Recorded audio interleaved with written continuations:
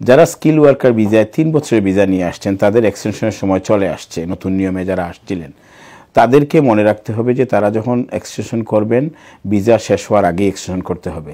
But এক্সটেনশনের সময় আসলে কোনো ডকুমেন্ট দেওয়া লাগে না। অনেকেই প্রশ্ন করে থাকেন ব্যাঙ্ক স্টেটমেন্ট অথবা পে স্লিপ কিছু লাগে কিনা এক্সটেনশনের সময়।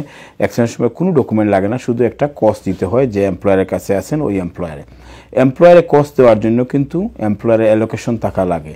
যদি এমপ্লয়ারের কস্ট অ্যালোকেশন না থাকে তাইলে সে কস্ট এক্সটেনশনের জন্য কস্ট ইস্যু করতে পারবে না। সুতরাং আপনারা যারা ক্যান্ডিডেট এক্সটেনশনের সময় আসছে আপনারা 2-3 মাস আগেই যোগাযোগ করুন, আপনার এমপ্লয়ারের কাছে বলেন এবং আপনার যে লয়ারের সাথে কথা বলেন। আমাদেরও যে ক্লায়েন্ট আছে, আমি আমাদের ক্লায়েন্টদের উদ্দেশ্যে বলতেছি আপনারা 2-3 মাস আগ থেকে প্রসেস শুরু করেন। কারণ যদি কোনো এমপ্লয়ার অ্যালোকেশন না থেকে থাকে তাহলে আমরা এখন থেকেই রিকোয়েস্ট করতে হবে, কারণ অ্যালোকেশন ইজ ভেরি ইম্পর্টেন্ট।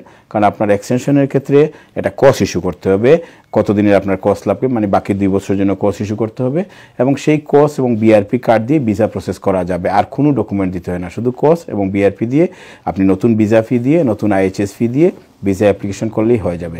সুতরাং আপনার আগে থেকেই 2-3 মাস আগ থেকেই প্রসেস স্টার্ট করেন। Thank you.